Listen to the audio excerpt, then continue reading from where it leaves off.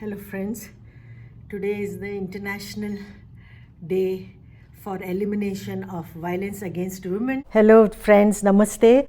Have you noticed the small unnoticed violence that every woman faces in her life?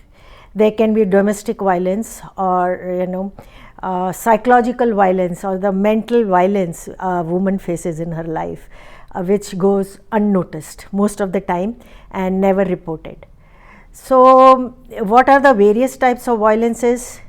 We're going to talk about this. I am Anuradha Palta, psychologist, counselor and an educator, and today we're going to talk about the various type of violences, some prominent violences or harassments, or some unnoticed violences which most of the women don't give a damn about it.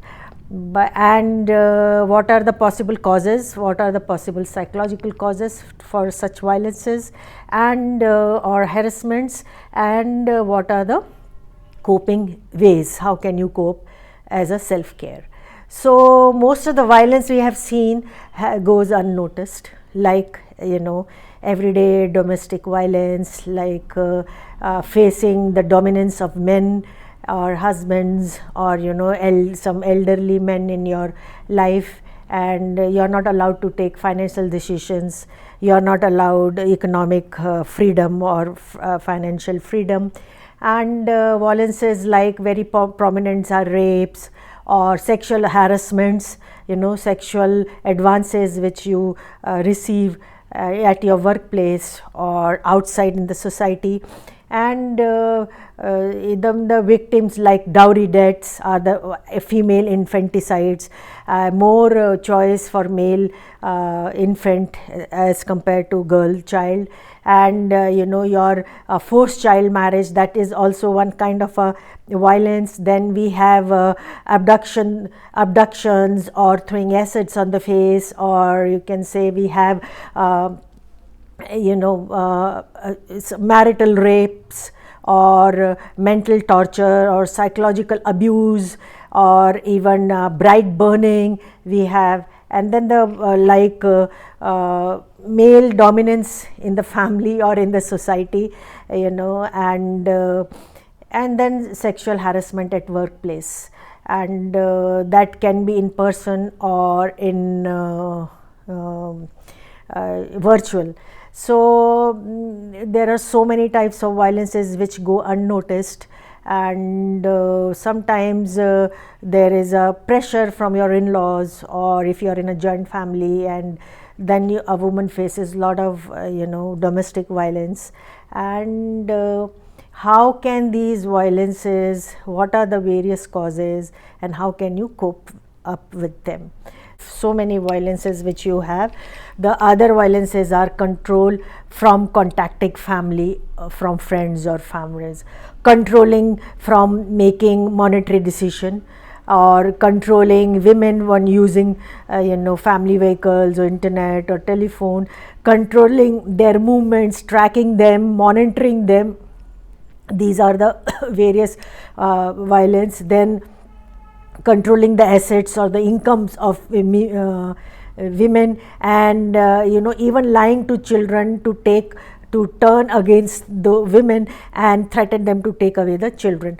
And the violence like shouting, yelling and verbal abuse most of the time. And according to statistics we have found in a survey, the National Crime Record Bureau 2016 to 21, according to BBC, the crime incident against women have risen since last 6 years. And we have seen that even NCRB has also recorded the crime against women. 15% of the crime has risen against women, and Nagaland is supposed to be the least reported state where the crime, any kind of a violence against women, that is around 5.5%, and Assam tops by 168.5%, and whereas followed by the states like Odisha and Haryana and Telangana and Rajasthan. And even Delhi crime rate against women has risen to 147.3%. So these are the NCRB data, National Crime Recorded Bureau in 2021. So this are the statistic data. Now when we see what are the various causes which which causes violence. Generally you have seen the if a person has some psychiatric tendency or has some mental challenges, that person can can be a cause for his violence or harassment towards a woman. And even we have seen the socio-demographic factors are there which are responsible for such kind of a domestic violence or any kind of violence or harassment, and say poverty, unemployment, rural background, illiteracy, and sometimes reason wise backward, you have a very backward community where women are don't have any exposure, and that can also lead to they are very vulnerable and they are a targeted victim for domestic violence or any kind of violence or any kind of harassment. And then they have a family factors also, because at times it happens in the family also that any kind of a crime which goes unnoticed, and generally it is covered by the family members that not to report such kind of crimes, and they don't pay attention to such kind of any violence it's happening or sexual harassment or any domestic violence. They don't pay much attention, and generally it is always advisable that give up or compromise, or you carry on with such kind of issues. So, and other causes can be the traditional and the cultural, socio-cultural and traditional factors, that our society, there is a culture where women are, she has to fight at her at the grassroots level, at the society level, at the family level, and individually also. So these are the factors, certain social cultural norms of a particular family or a community which doesn't allow women to grow and to react or to report her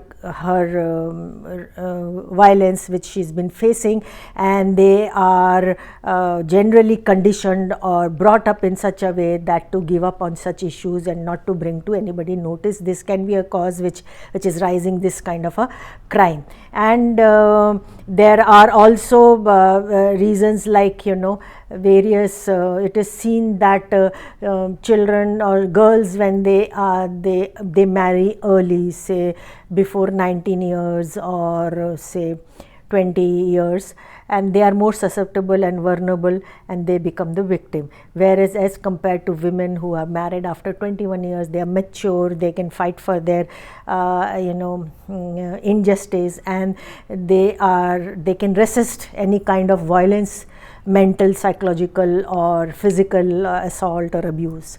So, and various causes can also be why a person indulges in any kind of a domestic violence, or say any kind of a heinous crime, like you can say assault, rape or sexual harassment. Why? So that has to be seen, because there are many factors, and if an adult person or a mature adolescent are behaving in any kind of a indulging in any kind of a sexual harassment or any kind of a problem, any kind of a abuse against women, then that has to be brought into notice why he is behaving like that. There is a cause, what are the various reasons why he behaves in, so he also needs an assessment. And other cause can be mental illness of a girl, or suppose a girl is there and she is already having some kind of a mental challenge she is facing, and she is more susceptible and vulnerable to such kind of violence, any domestic violence or any kind of a sexual harassment or any type of crime.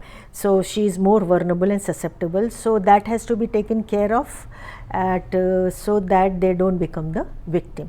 So these are the various causes. Now how can you cope with them? There are, and which you can cope up is perfect reporting. There is not enough reporting, and the victim should report the behavior as soon as possible and not wait for to become it worse. And even then the psychological stigma gets attached to it, that what co-worker might think or what family member will think, and generally they are discouraged, women are discouraged not to report anything.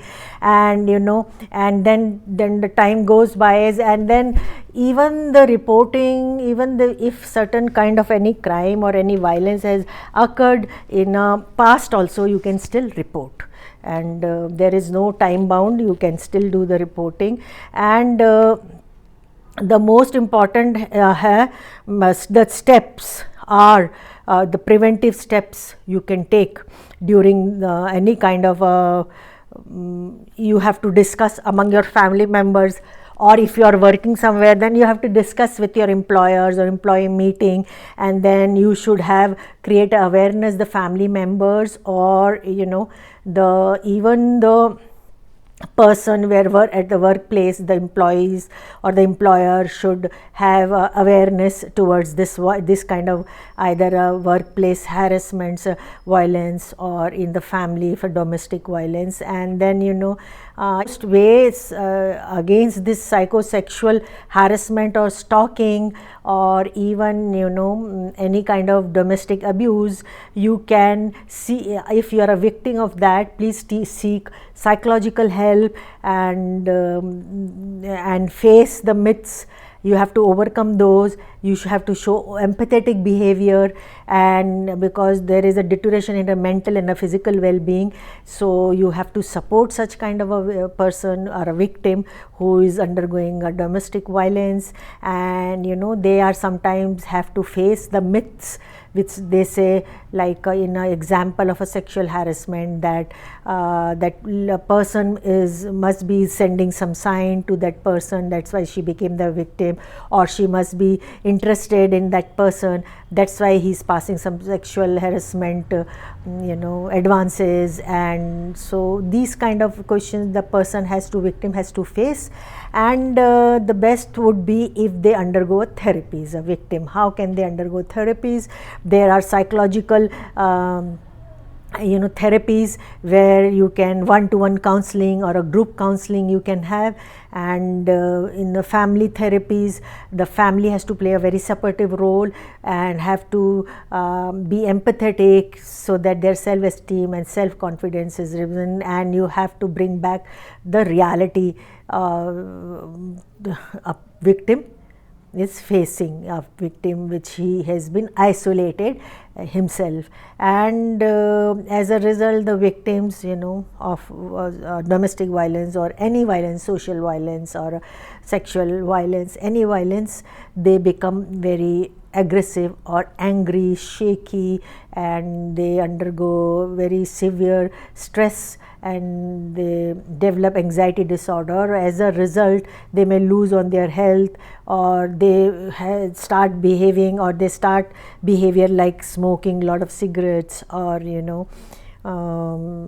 any such activities. They start using some substance or to combat their stress. And even if pregnant woman faces some domestic violence, she might have a miscarriage also. So this you should safeguard against all this. And there are group therapies, self-help groups are there, you interact in a group with good persons, and then you share your background with similar person and like-minded person, and then you become supportive of each other's needs, and then you can take care of each other. So it is essential that although the women have now advancing in almost all the stages everywhere in the globe, and in spite of all this, the crimes, the violence against women are rising. So we have to reflect and I don't deny that even men don't suffer. Even men at times suffer domestic violence, and they also suffer sexual harassment at workplace, outsides also. So I don't deny that, but the crime rate or the violence against women are more as compared to men. So being the International Day of Prevention against women, so I thought I should come out and let's, whether we are males or females, men or women, as a family, let's bring in the balance and let's help each other and support each other by being and helping each other, growing and thriving and living life in happiness. Bye, namaste, and please do not forget to subscribe to my channel. See you. Bye.